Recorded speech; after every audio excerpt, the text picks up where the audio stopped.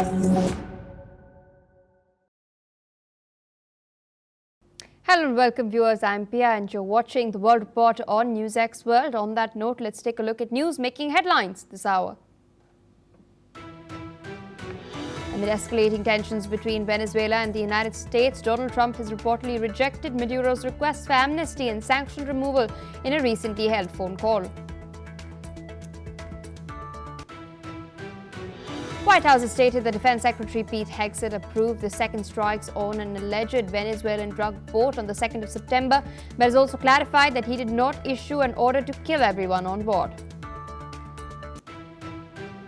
As Russia-Ukraine peace talks gain momentum, US President Donald Trump's special envoy Steve Witkoff and his advisor Jared Kushner are set to meet Russian President Vladimir Putin in Moscow this week. Russian forces have claimed that they've captured the eastern Ukrainian city of Pokrovsk, which is a key logistics hub. However, Kiev has not confirmed the Russian claims yet. UK Prime Minister Keir Starmer has warned that China poses national security threats to the United Kingdom. This comes ahead of a crucial decision on the Chinese super embassy in the UK next week. The death toll from flooding and landslides in Sri Lanka has now risen to 410, with another 336 people missing following a week of heavy rains. Over 1.5 million people have been affected by the worst natural disaster in the country. The death toll in the deadly flooding and landslides across Indonesia's Sumatra region has now risen to 631, with over 1 million people evacuated from the region. Rescue efforts continue to trace the missing. Israeli Prime Minister Benjamin Netanyahu has appeared in court for the first time after requesting Israeli President Isaac Herzog for a pardon in his long-running corruption trial.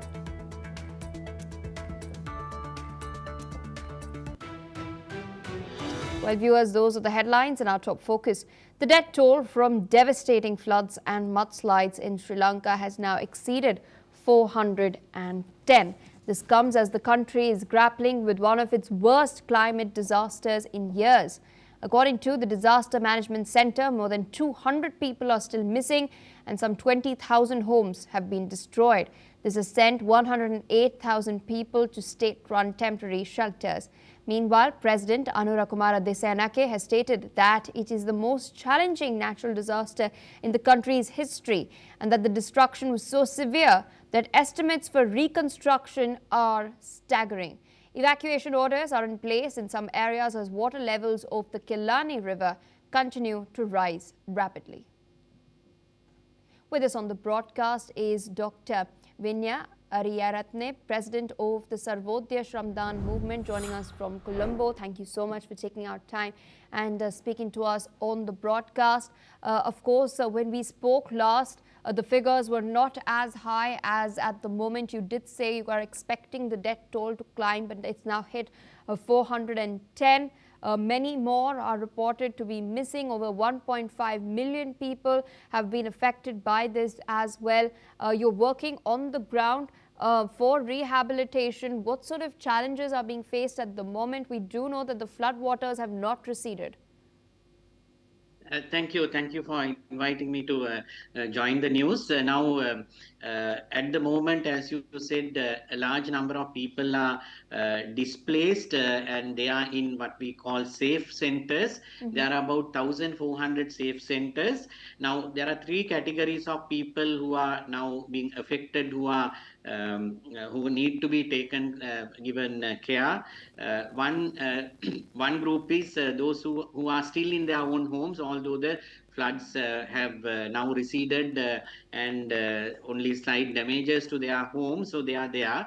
Then you have people who have left and who have been evacuated and who have also gone to their friends' houses or relations and so on. Then you have more than 230,000 people who are in these safety centers. Now, the immediate needs are, of course, the safety of themselves, because though they have been evacuated from the areas where they have been where the flood levels have gone up, but still these are makeshift places, temples, schools, and other government offices, and so on. So their safety has to be looked after in terms of children's safety, because the facilities are also not meant for this kind of displacement.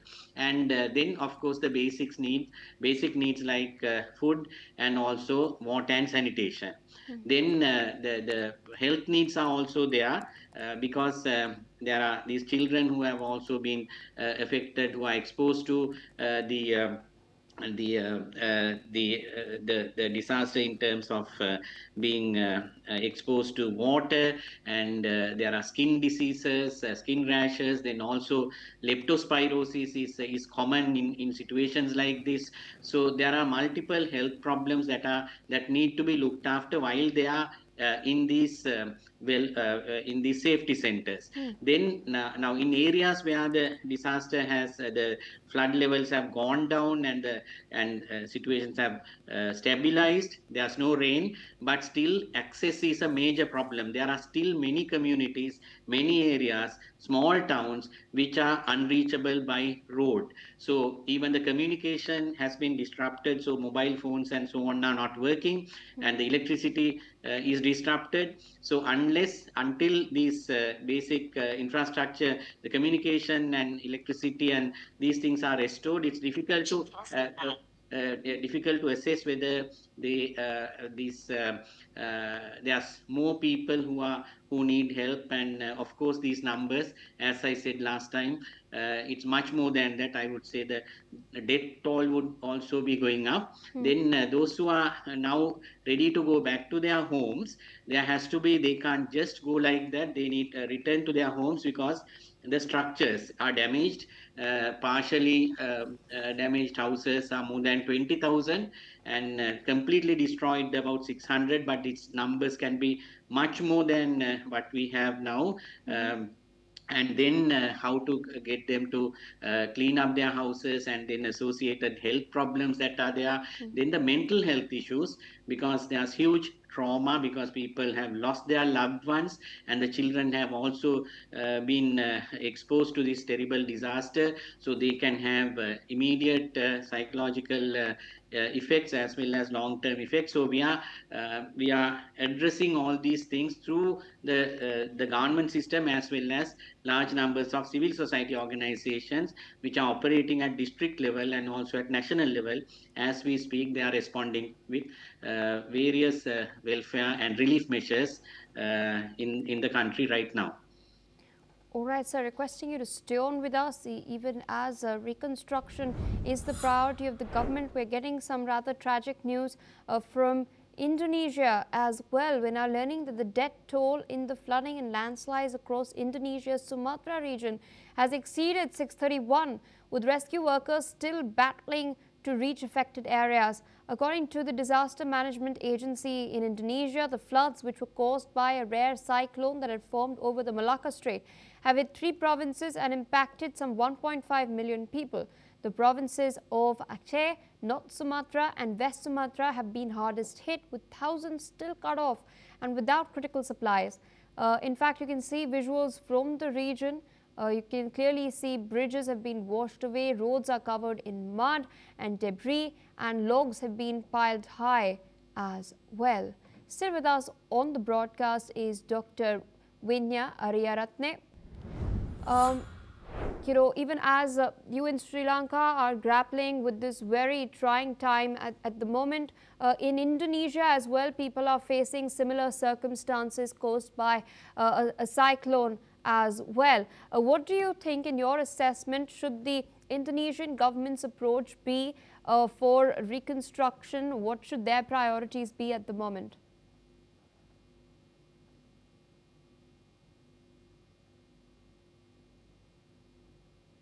Sir, over to you.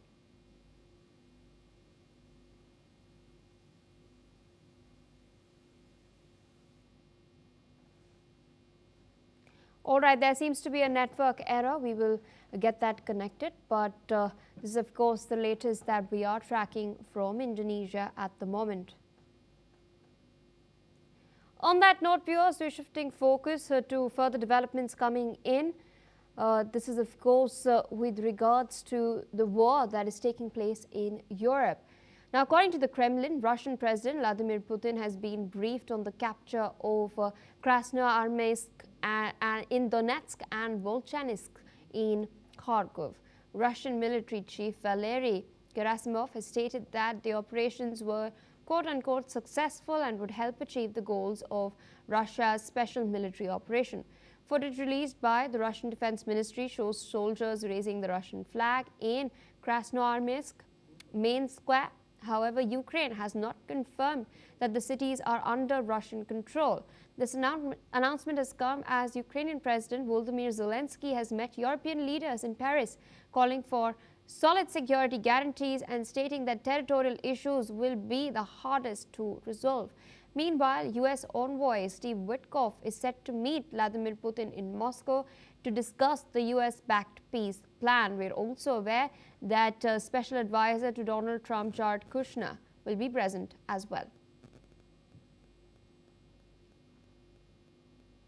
In other news, Russian President Vladimir Putin is expected to visit India from the 4th to the 5th of December.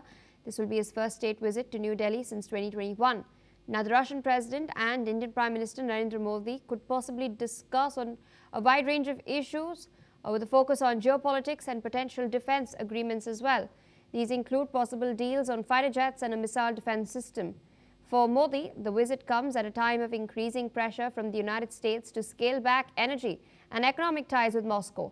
The trip also provides an opportunity for India to reinforce its long-standing relationship with Russia while further advancing discussions on defense arrangements.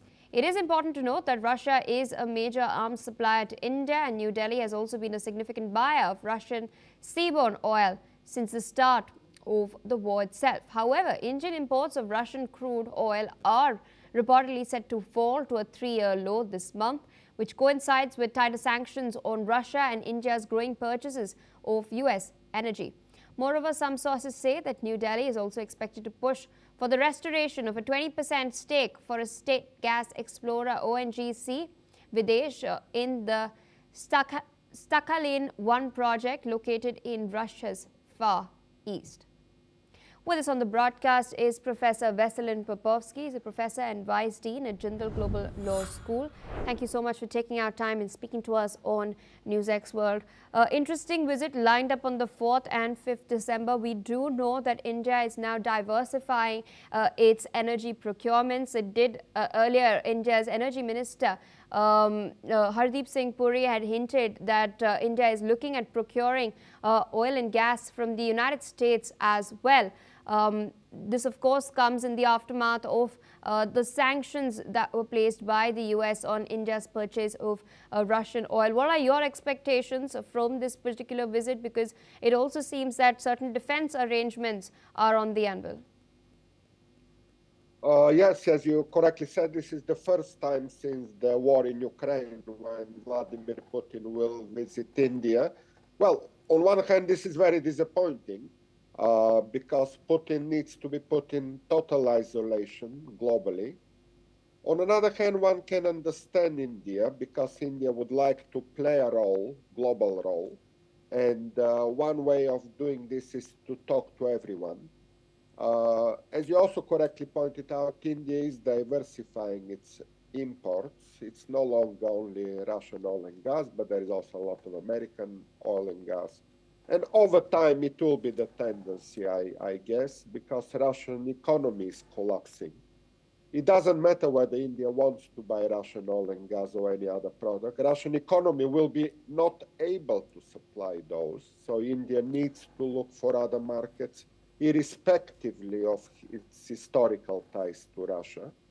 And that's why the visit is very curious, very interesting. There is also an opportunity for India to show a global role by making clear to Vladimir Putin that he should stop the war. He should stop killing civilians every week or even every day.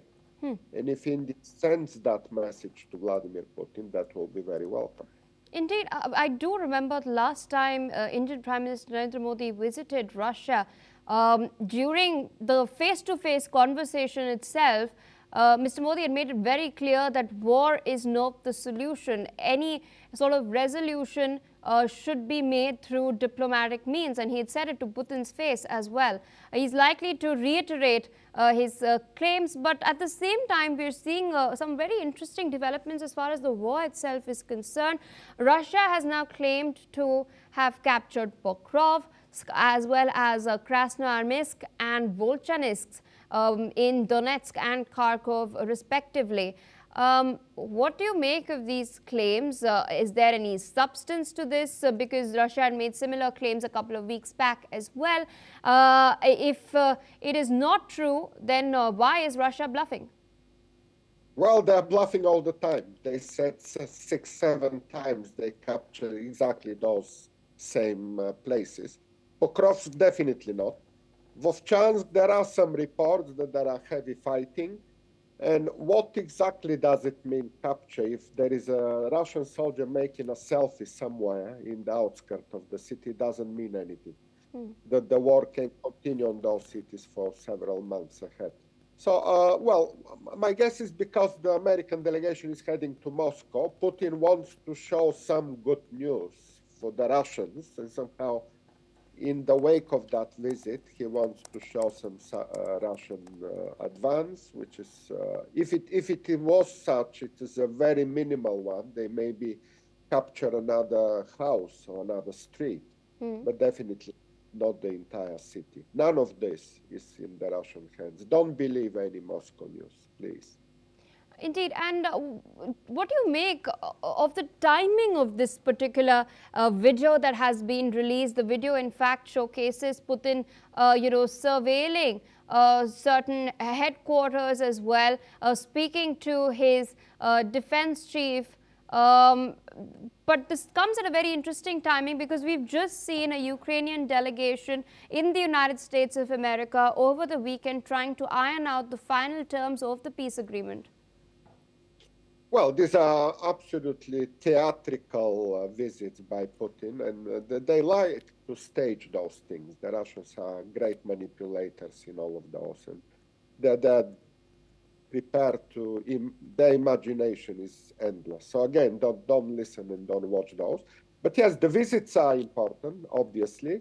The one we just has been completed in Florida by the Ukrainian delegation, which show good willingness to negotiate, to talk, to explain the positions of a victim of a war that needs to be defended, that needs extra equipment and munitions to do that.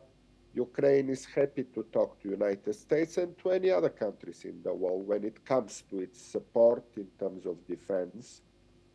And yes, what Russia is doing exactly the opposite. This is the aggressor. They want to kill more civilians. They want to capture Ukraine and leave it as a dependent territory in the future. So there are very different goals here. On one hand, Ukraine trying to survive and to defend its territory. On the other hand, an imperialist evil power that wants to enslave another population and make it dependent itself. So that's two different goals. And for that matter, the prospects of peace are zero, if not less than zero. Because Donald Trump tried to be a peacemaker, but here he cannot be. There won't be a peace between Russia and Ukraine until Putin is put under isolation and under a severe demand to stop by sanctions. That's something the United States can and should do. Speaking of Donald Trump, we've learned that his special envoy, Steve Witkoff, and his advisor, Jared Kushner, who's also his son-in-law, they're going to be heading to Moscow sometime later this week. They'll be speaking to Putin as well. What is your assessment of the approach by the Trump administration, and do you really have any expectations from these meetings? I don't have expectations, but the reason for the visit is exactly to listen to Russians again. And Russians will try to bribe Witkoff again. They will offer access to the Arctic Sea. They will offer billions in exploration of Russian resources or some frozen assets. Well, Russians are trying to bribe Trump and his puppets, in this case, Witkoff and Kushner. And that's something we have seen already. These are like little kids who are given chocolates and they go to Moscow to receive more chocolates. That's how I will describe that. That's not serious. This is not a diplomacy. It doesn't lead anywhere. So again, I wouldn't watch that as well. All right, so requesting you to stay on with us. We're tracking one last piece of crucial information that's coming in at the moment. We've learned that Fu Kong, China's permanent representative to the United Nations, has sent another letter to UN Secretary General Antonio Guterres. He has stated that the Chinese side has noted that Japan's permanent representative's letter to the United Nations made quote-unquote unreasonable arguments. China claims that key issues were dodged by Japan, and China has been unnecessarily accused. This, of course, comes amidst the storm over Japanese Prime Minister Sanae Takaichi's remarks that have sparked tensions.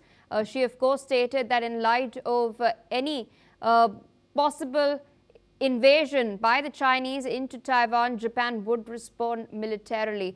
Meanwhile, the Chinese representative to the United Nations has emphasized that Japan adheres to a passive defense strategy and has asserted that Prime Minister Takaichi's remarks were grounded in this position. Still with us on the broadcast is Professor Veselin Popovsky. Interesting, because we've seen both countries sending letters to the UN Secretary General. And yesterday as well, there was a very interesting situation in the Senkaku Islands, which is disputed between China and Japan. Both have provided dueling accounts of what transpired at the Senkaku Islands. Japan claims that one of its fishermen was in the territorial waters and Chinese Coast Guard vessels came. Chinese Coast Guard has claimed that it's the Japanese fishermen who sort of violated China's sovereign territory. So this back and forth has been going on. Many analysts say that in a way Beijing is really trying to test Sanae Takaichi's response to the pressure that they're continuing to mount, whether she would buckle or not, because it's been well known that she is a China hawk. That was her position even before she'd taken the helm of affairs in Japan. What is your assessment of what's transpiring between the two countries, and do you think it can spiral into something worse, or is it just a test of of how exactly each other would respond? I would consider this more like testing each other, over-exaggerating, and somehow playing with the domestic audience as well. So the Japanese Prime Minister doesn't want to apologize or to withdraw her words because she's supported by various groups in Japan, and she wants to look stronger and not always obedient to China. And in the same way, China wants to look strong internationally and domestically. So these are the games of both Beijing and Tokyo here. But I don't expect escalation because it's already escalated enough in that statement by the Takaichi Sanae, and she will not apologize, but on the other hand, she will not escalate even further. She will not reassert the same thing. In fact, what she said was that if China take over Taiwan, it will be a self-threatening situation that can deny the constitutional Article 9 self-defense clause of the Japanese constitution. But it's a very hypothetical kind of statements that they don't lead immediately to any military escalation. Japan has no army to do that, yes, obviously, and they're just statements without much of consequences. But certainly for the new prime minister, he follows that line of a kind of a robust talk against China, and Chinese obviously respond to that, reminding the historical commitment of Japan to be militarized, neutral, and so on. All right, sir. With that, I would like to thank you for taking out time, of course, sharing your analysis on these very crucial developments. But viewers, due to paucity of time, it's a wrap on this bulletin. More news and updates on the other side. Stay tuned on NewsX World.